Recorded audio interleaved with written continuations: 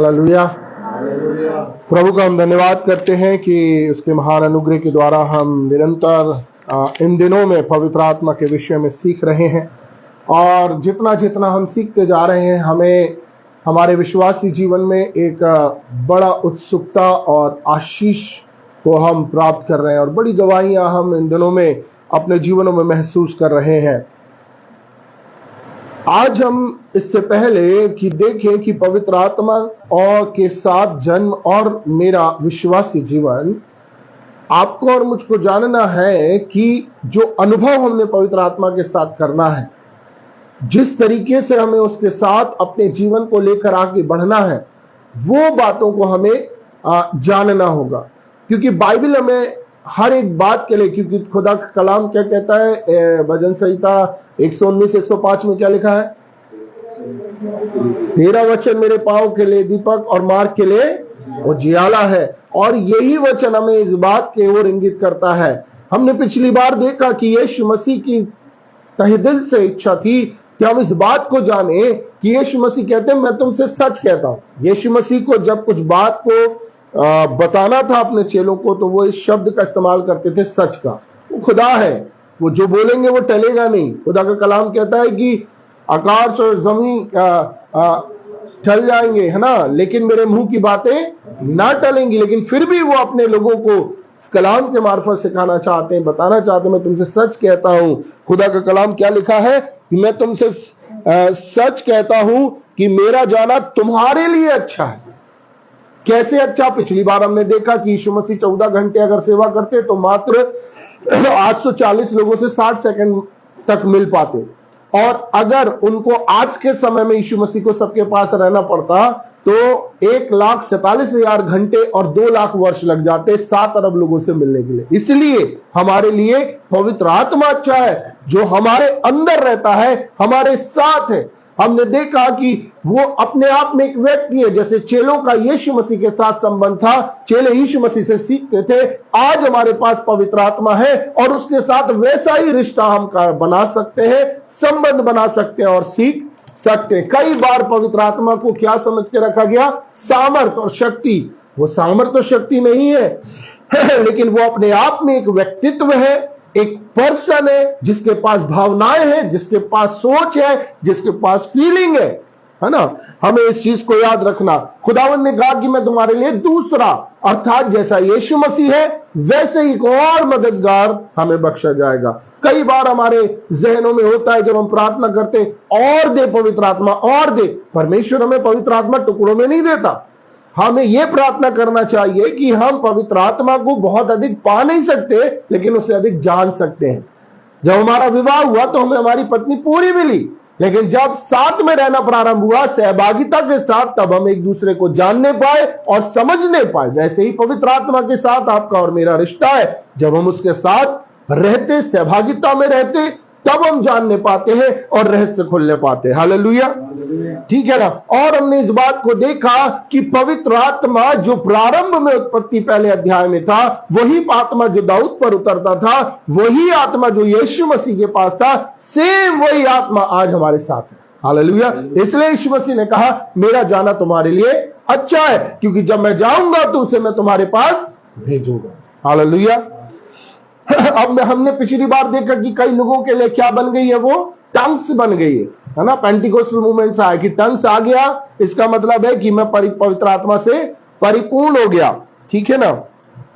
तो प्रॉब्लम क्या होती है कि कोई प्रकाशन नहीं, कोई मार्गदर्शन नहीं, कोई अगुवाई नहीं, और उसके बाद सिर्फ एक बात जो मुझे मिली है, एक वरदान जो मुझे मिला है, टंग्स है, और मैं उसे बोलता हूं।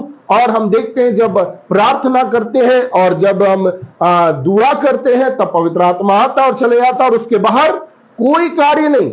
लेकिन मेरे अजीजों, आपको और मुझको जानना है कि आत्मा मेरी टंग्स को उन्नत करने के लिए नहीं आया है, वो मेरे जीवन को उन्नत करने के लिए आया है। हालेलुया।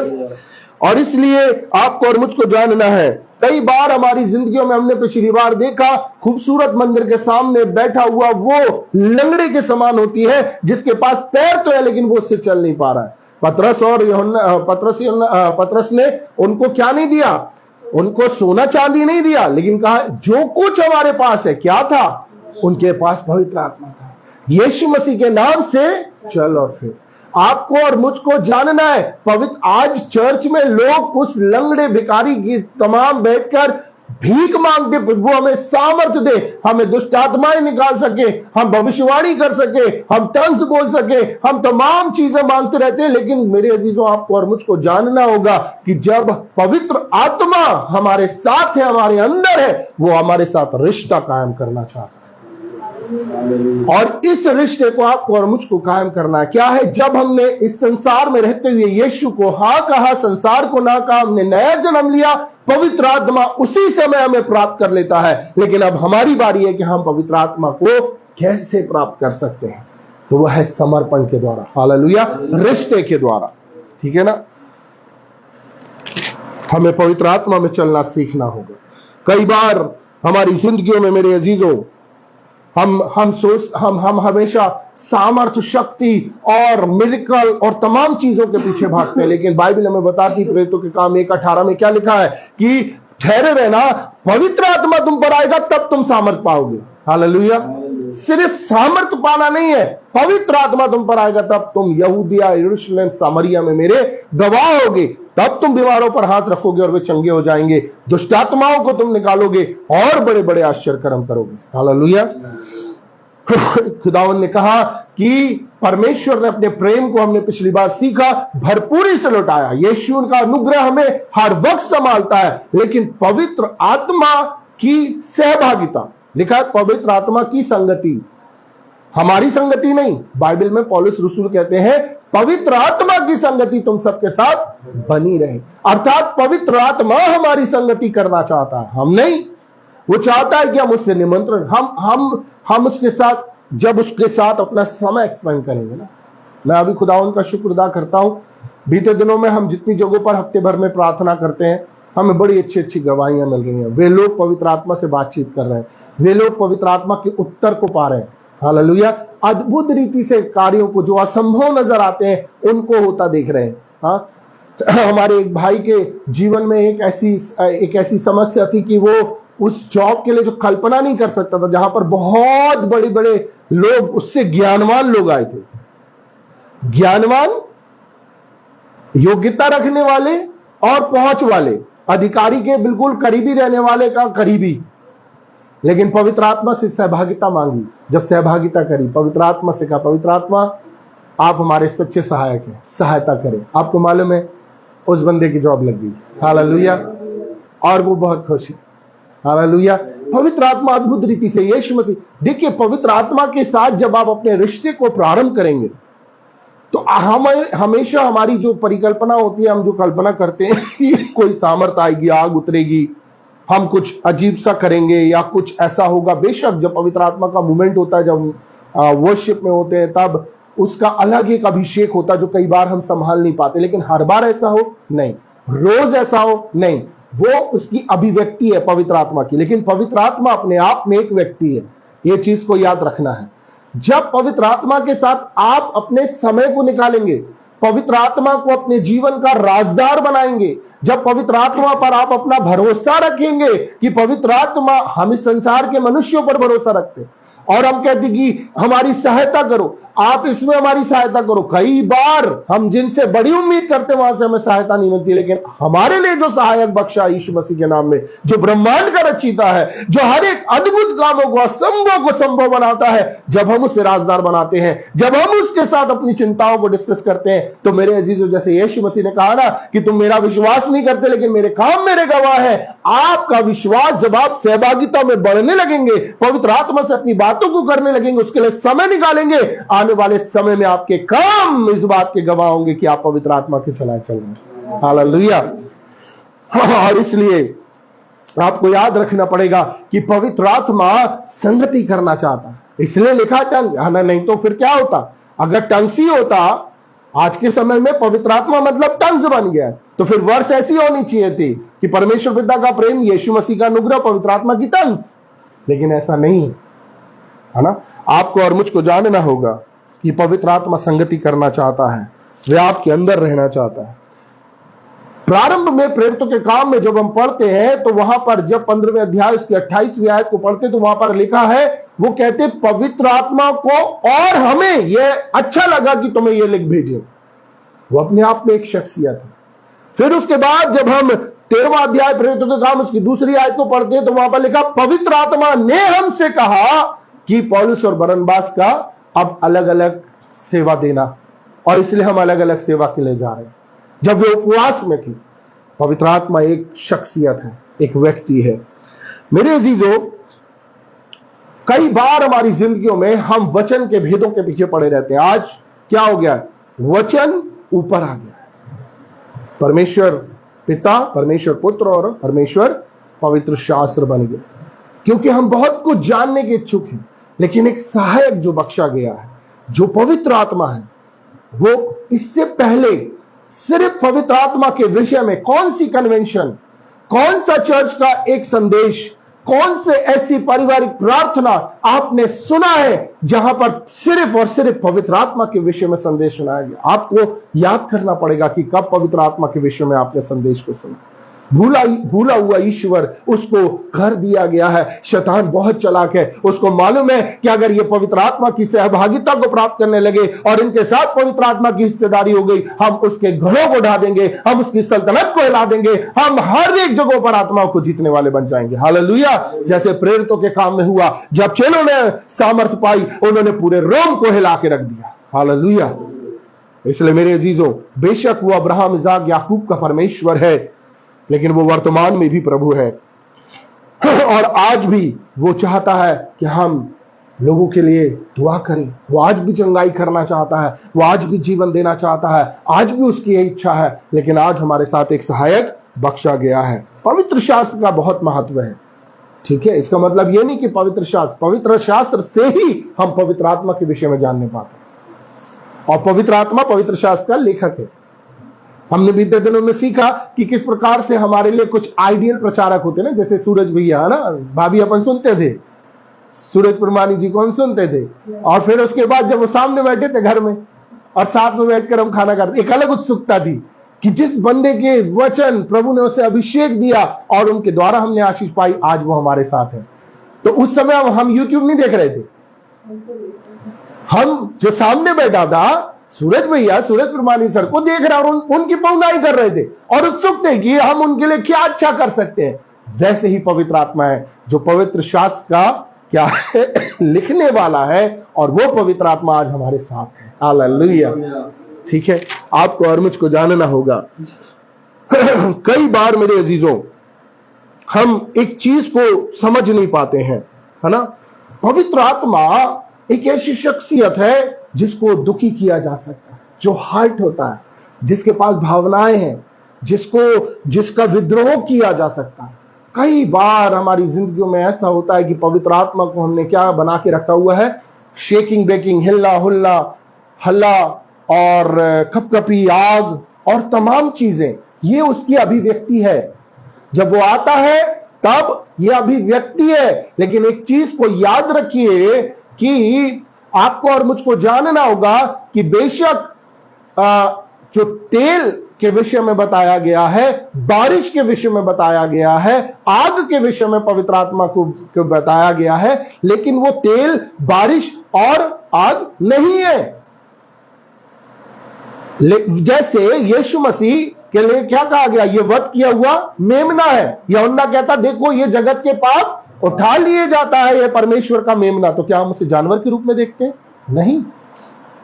तो फिर पवित्र आत्मा के विषय में भ्रमित क्यों हो जाते हैं कि जब वो आएगा तो हमेशा वो ही सिम्टम्स की वो आग और शेकिंग और तमाम चीजें होंगी? नहीं, वो अपने आप में जैसे यीशु मसीह है वैसे ही वो आज हमारे साथ है। हालेलुया।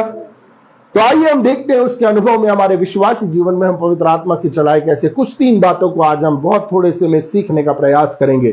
पहली चीज जो हम देखेंगे कि हमारे जो उद्धारकर्ता खुदावंद यीशु मसीह के जन्म और उनकी सेवाओं को हम लेकर चलेंगे, क्योंकि सेम वही पवित्र आत्मा है जो यीशु मसीह के पास था। इसलिए यीशु मसीह ने क्या कहा कि मेरा जाना तुम्हारे लिए अच्छा है, क्योंकि जब मैं जाऊंगा तो उसे तुम्हारे पास भेजूंगा। सेम वही है ना। तो तीतुस 3:5 क्या कहता है? उसने तुम्हारा उद्धार किया और ये तुम्हारे धर्म के कार्यों के कारण नहीं जो तुमने आप किए, परंतु नए जन्म के स्नान और पवित्र आत्मा के तुम्हें नया बनाने के द्वारा। हालेलुया।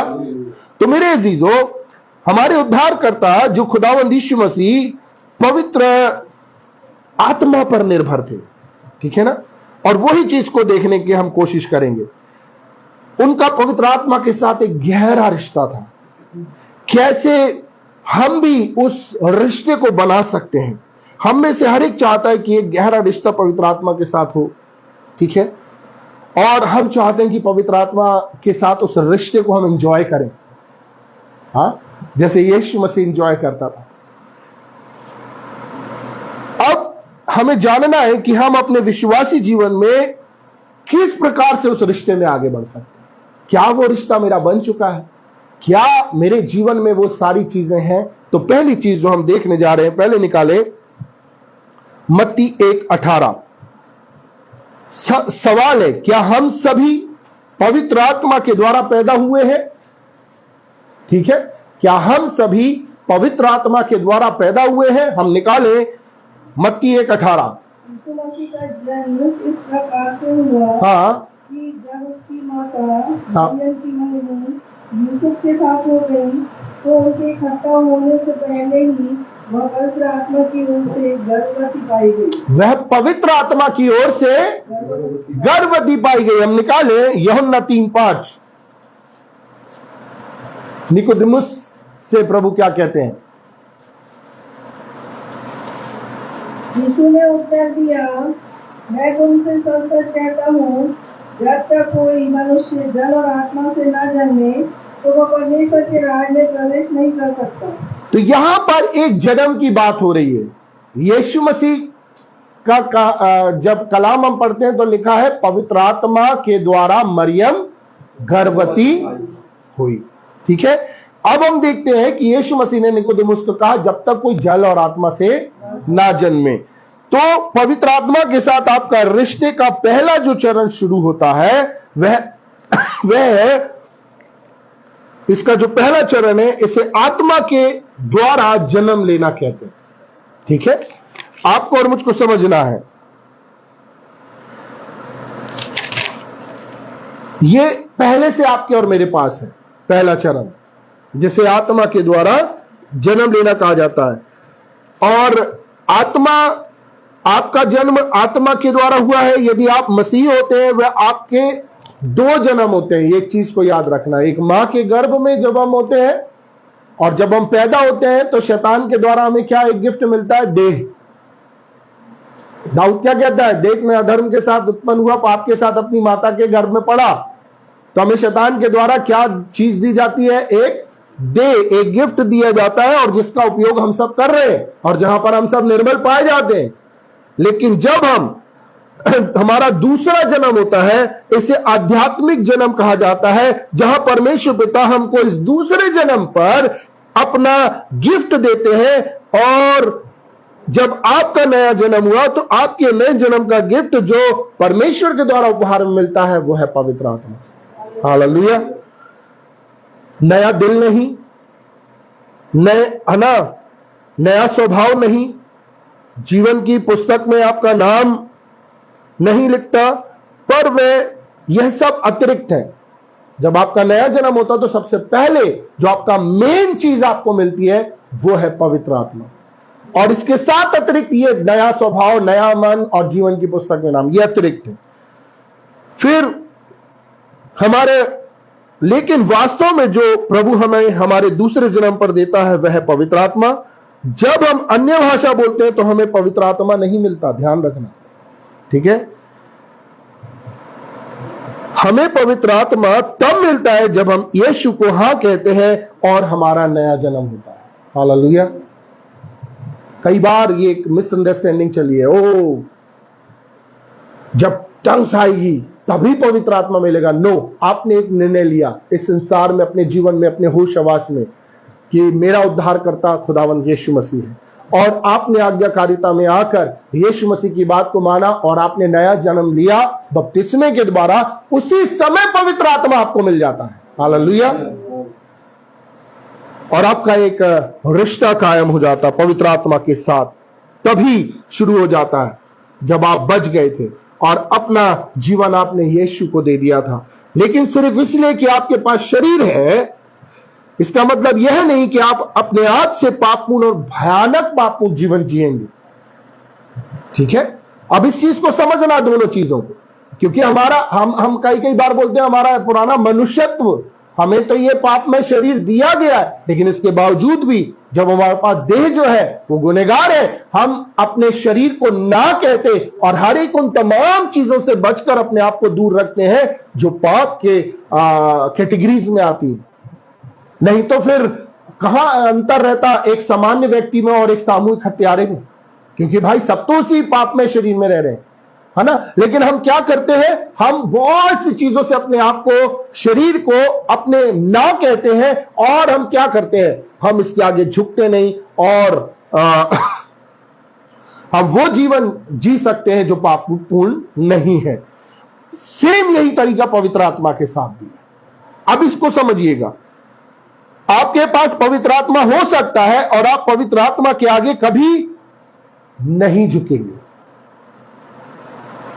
और आपके जीवन में कभी पवित्रता नहीं होगी, कभी जीत नहीं होगी और शक्ति और सामर्थ्य नहीं, क्योंकि लक्ष्य अब यह नहीं है कि पवित्र आत्मा को कैसे प्राप्त करता हूं, लक्ष्य यह है कि आत्मा मुझे कैसे प्राप्त करता है। कई बार हमारी जिंदगियों में प्रॉब्लम कहां होती है, पवित्र आत्मा के विषय में, क्योंकि हमारी जानकारी है। हाँ, यीशु मसीह ने कहा मेरे विषय में कहोगे तो तुम्हारा माफ है, लेकिन पवित्र आत्मा के विषय में गुनाह माफ नहीं है। पवित्र आत्मा, अभी हम बीच में सीख रहे थे, असली में हमारी प्रॉब्लम कहां पर जाती है मालूम है क्या होता है? पवित्र आत्मा जब हमारे साथ, हम उसके साथ रिश्ते को प्रारंभ करते हैं ना, तो सबसे पहला काम पवित्र आत्मा क्या करता है, वह हमारे गुनाहों को हम पर प्रकट करता है। और बाइबल के अंदर इसका सबसे बड़ा उदाहरण है यूसुफ।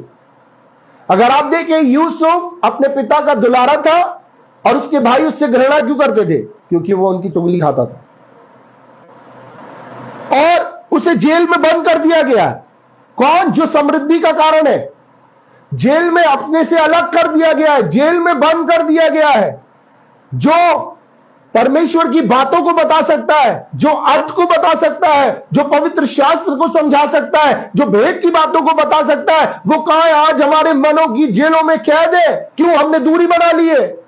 नहीं साहब, आप अपनी जगह रहो, हम अपनी जगह है, क्योंकि यहां पर अगर हम आपके साथ अपने रिश्ते को जोड़ेंगे, कई बार हमारे अंदर ये बातें आ जाती, कहीं हमसे ऐसा गुनाह ना हो जाए, क्योंकि हम तो गुनाह करते।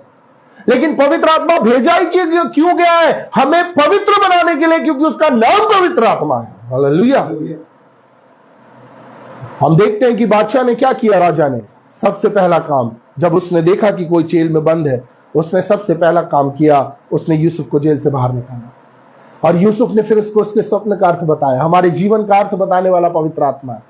कई चीजें हमारे जीवन की समझ में नहीं आती, वो पवित्र आत्मा अपने उस जेल से उसे बाहर निकाले और वो आपको पवित्र शास्त्र में से समझाएगा। कई लोग मेरे से कहते हैं बाइबल हम पढ़ते समझ में नहीं आती। क्यों? आपने दिल में पवित्र आत्मा को कैद करके रखा, जो समझाने वाला है, जो उसका लेखक है। और वहां पर बाइबल हमें बताती है उत्पत्ति में कि यूसुफ ने उसको बता दिया कि आने वाले 7 वर्ष तेरे समृद्धि के हैं और उसके 7 वर्ष अकाल के हैं। और उसने क्या कहा? पवित्र आत्मा, देखिए कभी भी पवित्र आत्मा जोर जबरदस्ती नहीं करेगा। उसने कहा तू अपने में से एक बुद्धिमान को चुन ले जो आने, यूसुफ ने कहा बुद्धिमान को चुन ले जो आने वाले 7 सालों का मैनेजमेंट अच्छे से करे, ताकि तू आने वाले अकाल के 7 सालों में समृद्ध हो सके। राजा ने अपने मंत्रियों को बुलाया फिरौन ने और बोला इससे ज्यादा समझदार कोई मिल सकता है क्या? आज आपको और मुझको भी अपने जीवन में ये करने की जरूरत है। पवित्र आत्मा बेशक हमारे जीवनों की तमाम उन भेदों और रहस्यों को खोल दे, लेकिन आज संपूर्णता के साथ देख भाई, ये जीवन संपूर्ण समर्पण, आप मेरे जीवन के हर एक हिस्से में कार्य करें, क्योंकि आप ही मेरे जीवन की समृद्धि के कारण हैं। हालेलुया। इसलिए मेरे अजीजों, ये नया जन्म जो है मेरे अजीजों हमारे लिए बहुत जरूरी है। हमारा लक्ष्य ये नहीं है कि हम पवित्र आत्मा तो हमें मिल गया है, वो हमारे साथ है। पवित्र आत्मा हमें कैसे प्राप्त करता है? हर एक मसीही के पास पवित्र आत्मा है, लेकिन पवित्र आत्मा के पास हर मसीही नहीं है। ये चीज को याद रखिए। जितने विश्वासी हैं जिन्होंने यीशु मसीह को हाँ कहा है और इस संसार को ना कहा, जिन्होंने बपतिस्मे के द्वारा नया जन्म लिया, पवित्र आत्मा सबके साथ है। लेकिन क्या सब पवित्र आत्मा के साथ है? सवाल है। कई बार कुछ लोगों के पास पवित्र आत्मा रहता। प्रश्न है, क्या मेरे पास पवित्र आत्मा है? तो पहला चरण है, मैंने दूसरे जन्म में को प्राप्त कर लिया है परमेश्वर के गिफ्ट के रूप में। मुझे पवित्र आत्मा मिला है और मैं पवित्र आत्मा के द्वारा पैदा हुआ हूं। पौलुस रसूल क्या कहते हैं? बिना पवित्र आत्मा के कोई यीशु को प्रभु करके ग्रहण नहीं कर सकता। तो हम पवित्र आत्मा से, ये पहला आयाम है। तो हमें ध्यान रखना है, नया जन्म पवित्र आत्मा के साथ वह पहला आयाम है। अब हम चलते हैं दूसरे चरण की ओर। ठीक है, निकाले इफिसियों, पहले निकाले मत्ती 3:16। यीशु के जीवन से हम पवित्र आत्मा के इस दूसरे आयाम के उल्लेख को देखेंगे। मत्ती 3:16 देखिए क्या लिखा हुआ है। और यीशु बपतिस्मा लेकर तुरंत पानी में से ऊपर आया। हाँ, और देखो, उसके लिए आकाश खुल गया। हाँ, और उसने परमेश्वर के आत्मा को कबूतर के समान उतरते रखने पर आते देखा। आकाश खुल गया और पवित्र आत्मा क्या हुआ? अब अपने ऊपर आते देखा, मतलब भर गया। पवित्र आत्मा अब उसके ऊपर है। अब पवित्र आत्मा, सपोज अभी हमने यूसुफ का देखा ना, अब पवित्र आत्मा को अधिकार मिल गया। जैसे ही वो नया जन्म लिया, बपतिस्मा लिया, पवित्र आत्मा कबूतर की नाई आया, उसके ऊपर ठहर गया, उतर गया। निकाले इफिसियों 5:18। बड़ा ही ध्यान रखिएगा, ये एक बहुत खूबसूरत बात है जिसको आपको और मुझको समझना है। दाखरस से मतवाले ना बनो। दाखरस से मतवाले मत बनो, क्योंकि उससे लुचपन होता है। क्योंकि उससे लुचपन होता है। पर आत्मा से परिपूर्ण होते जाओ। पर आत्मा से परिपूर्ण होते जाओ। हालेलुया। ओ मेरे अजीजों, कई बार पवित्र आत्मा में बपतिस्मा लेना अन्य भाषा के बोलने का प्रमाण के साथ पवित्र आत्मा में परिपूर्ण होना कहते हैं। कई बार हम क्या होता है, पवित्र आत्मा में बपतिस्मा लेने को अन्य भाषा में बोलने का प्रमाण के साथ पवित्र आत्मा में परिपूर्ण होना कहते हैं। पर समझना है कि पवित्र आत्मा से भरा जाना केवल अन्य भाषा के बोलने तक सीमित नहीं है। कई बार जब आप आराधना करते हैं तो आप पवित्र आत्मा से भर जाते हैं। जब आप वचन पढ़ते हैं तो पवित्र आत्मा से भर जाते हैं। पर जो महत्वपूर्ण बात है जिस पर ध्यान देना है, वह पवित्र आत्मा के साथ हमारे रिश्ते का दूसरा चरण है।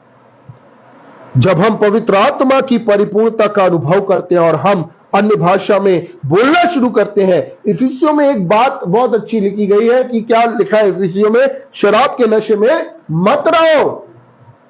तो जब पवित्र आत्मा की कमी होगी, ध्यान रखिएगा, जब पवित्र आत्मा की कमी होगी तो मनोरंजन और शराब की आवश्यकता होगी। आत्मा से भरे जीवन के लिए शराब शैतान का दूसरा विकल्प है। अब कई बार हमारी जिंदगियों में आता है शराब। अरे बाइबल में तो शराब मना है, और इसके लिए बहस भी की जा सकती है बहुत तगड़े से कि अरे भाई ये शराब की कहां से आप। लेकिन यहां पर कुछ बातें पौलुस रसूल सिखाने की कोशिश कर रहे हैं। यहूदी संस्कृति में शराब वगैरह पी जाती थी, एक चीज को याद रखिएगा, ठीक है ना।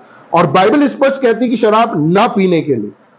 यह बहस का विषय हो सकता है, लेकिन एक बात सर, जब आप पवित्र आत्मा से भर जाते हैं तो जो आखिरी चीज जो आप चाहते हैं, शराब का एक घूंट, क्योंकि परमेश्वर की आत्मा नई शराब है।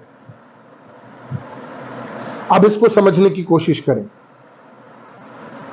जब आपके सिस्टम में अल्कोहल पहुंचता है, ठीक है, जब आपके इसको समझ, पौलुस इसी चीज को समझाने की कोशिश कर रहे हैं।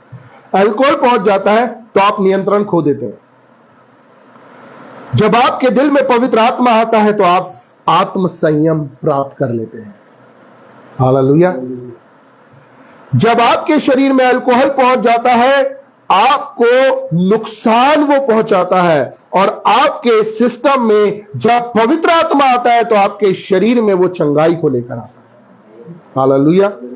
जब अल्कोहल आता है, आप पाप करना चाहते हैं और शराब हमेशा अन्य पापों की ओर ले जाती है, पर जब आप पवित्र आत्मा से भर जाते हैं, वह आपको पवित्रता की ओर ले जाता है, धार्मिकता की ओर ले जाता है।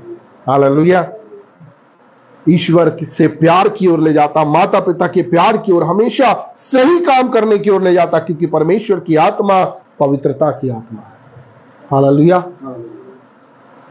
पवित्र आत्मा आपके अंदर है, जहां प्यास होने पर आप उसे पी सकते हैं, भूख लगने पर आप खा सकते हैं। पवित्र आत्मा आपको भरेगा। पौलुस कहते हैं, मैं अधिक प्रार्थना करता हूं पवित्र आत्मा में। आपको पवित्र आत्मा से भरे रहने की आवश्यकता है। क्या हम पवित्र आत्मा से लवरेज हैं? एक शराबी को क्या करना पड़ेगा? मेरा एक पुराना अल्कोहलिक जीवन, ठीक है, तो मुझे मालूम है क्या करना पड़ेगा। उसे सबसे पहले शराब की दुकान जाना पड़ेगा, फिर शराब को परचेस करना पड़ेगा, और फिर उसे अपने मुंह तक ले जाना पड़ेगा, और फिर जब वो एक घूंट मारेगा और थोड़ी देर के बाद वो सुरूर में आएगा। ठीक है, यही प्रोसेस है ना? ठीक है, तो फिर उसके बाद वो क्या करेगा अपने अंदर? वैसे ही पवित्र आत्मा के साथ है। पवित्र आत्मा रिश्ता चाहता है।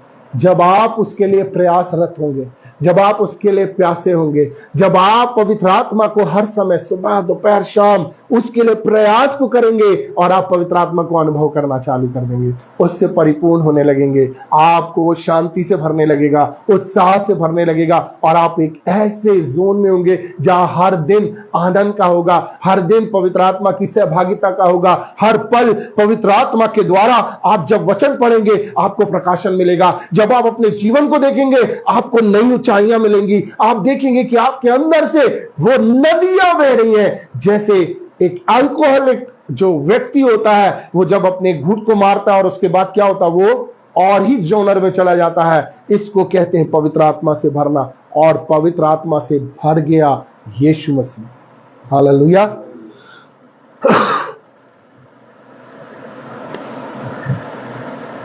इसलिए मेरे अजीजों, आपको और मुझको जानना होगा कि जब संसारिक शराब के लिए आपको वाइन शॉप जाना होता है, तो आत्मिक जो सामर्थ्य है उसके लिए आप कहां? चर्च वो जगह है जहां पर आज जाकर आप अपने आप को पवित्र आत्मा से फिल कर सकते हैं, भर सकते हैं। ठीक है ना? तीसरा और अंतिम बात निकालें, मत्ती 4:1।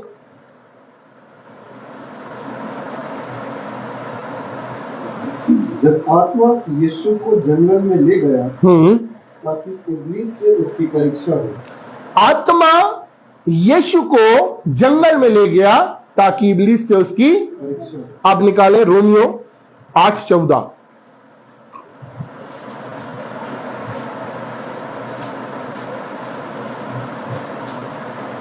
इसीलिए कि जितने लोग परमेश्वर की आत्मा के चलाए चलते हैं, इसलिए कि जितने लोग परमेश्वर के आत्मा के चलाए चलते हैं, वे ही परमेश्वर के पुत्र हैं। वे ही परमेश्वर के पुत्र हैं। हम क्या देख रहे हैं?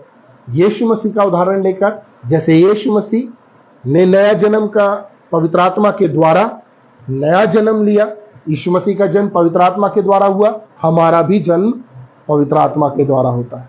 ठीक है, फिर उसके बाद हमने दूसरी चीज जो देखी वो क्या थी?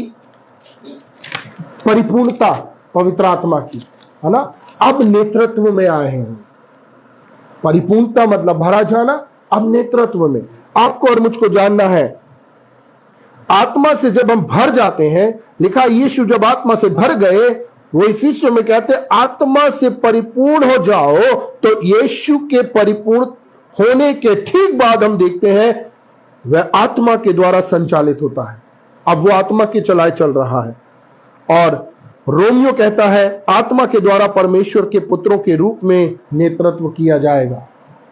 जैसे यीशु मसीह का नेतृत्व किया गया, उसे जंगल में ले जाया गया, हमें भी पवित्र आत्मा अपने नेतृत्व में लेकर जाएगा। इस चीज को समझिएगा, यह कुंजी है, ये की है, समझिएगा। लोग हमेशा कहते हैं कि मैं पवित्र आत्मा की आवाज को कैसे सुनूं? सबसे व्यवहारिक रहस्य यह है जो सीखना है, आप जिससे भरे हैं उसी से आपका नेतृत्व होगा। जिस चीज से आप भरे हैं उसी से आपका नेतृत्व होगा।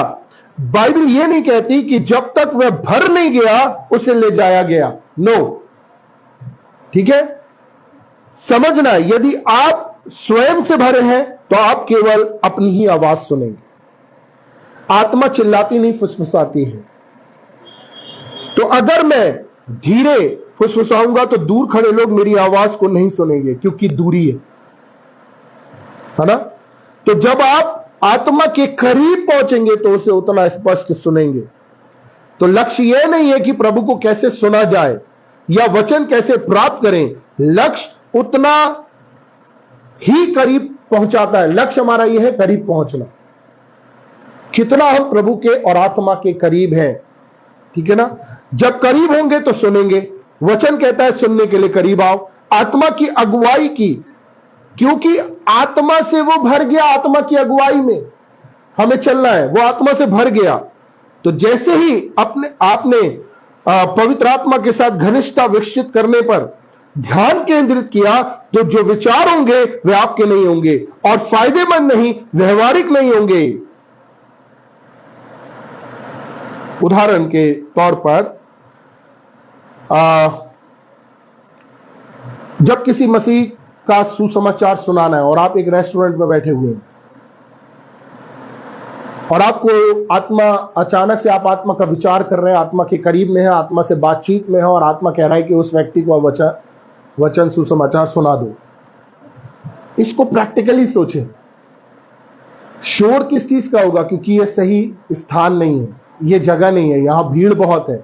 हमारा लॉजिक, हमारा दिमाग, हमारी बुद्धि और वो तमाम चीजें, फिर से वो आपको कहेगा, दूसरी फुसफुसाहट आएगी कि उसको जाकर वचन सुनाओ।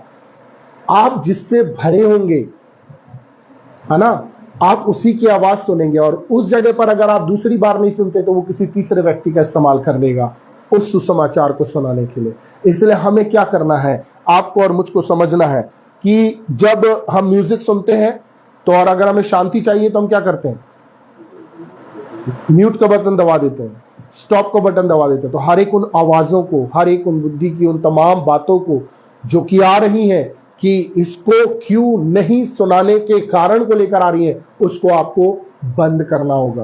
तब आप आत्मा के नेतृत्व में आगे बढ़ने पाएंगे, ठीक है ना। तो मैं कैसे सुनूं है ना, और आपको और मुझको जानना होगा, मैं पवित्र आत्मा, तो मैं कैसे सुन सकता हूं। मैं पवित्र आत्मा के करीब पहुंचता हूं, फिर जो वह बोलता है उस पर ध्यान देता हूं। कभी कभी वह इन शब्दों में आ सकता है। यीशु को कहां ले जाया गया, जंगल में, ठीक है ना, किसी क्रूसेड में नहीं ले जाया गया, एक लंबे उपवास में ले गया। किस चीज के लिए ले गया पवित्र आत्मा, एक लंबे उपवास में यीशु मसीह को। वो हमें, हमारे साथ भी यही करता है कि हम हमारे घमंड और संसार पर विश्वास को वो तोड़ना चाहता है।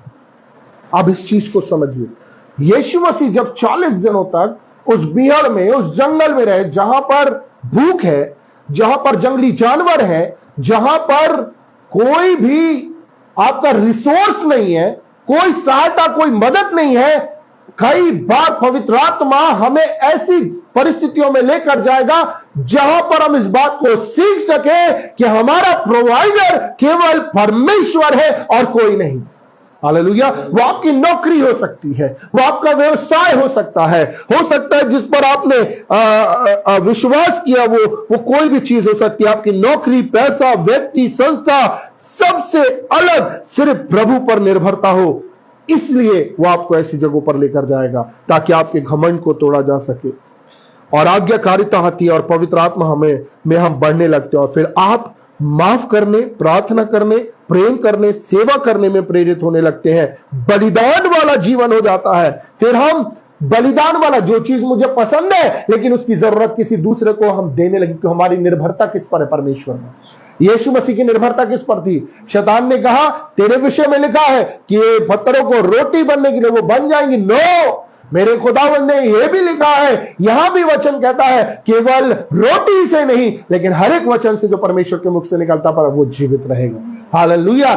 आप जीवन की विपरीत परिस्थितियों में, चाहे आपकी नौकरी रहे या ना रहे, व्यवसाय रहे या ना रहे, आपके साथ लोग खड़े हैं या नहीं है, आपका भरोसा जिस पर था वो है या नहीं है, इस संसार की वो बातें, लेकिन जब आप उस जंगल में नेतृत्व में पवित्र आत्मा के होंगे तो वो आपको परिपक्व बना देगा कि आपका भरोसा सिर्फ परमेश्वर पर हो।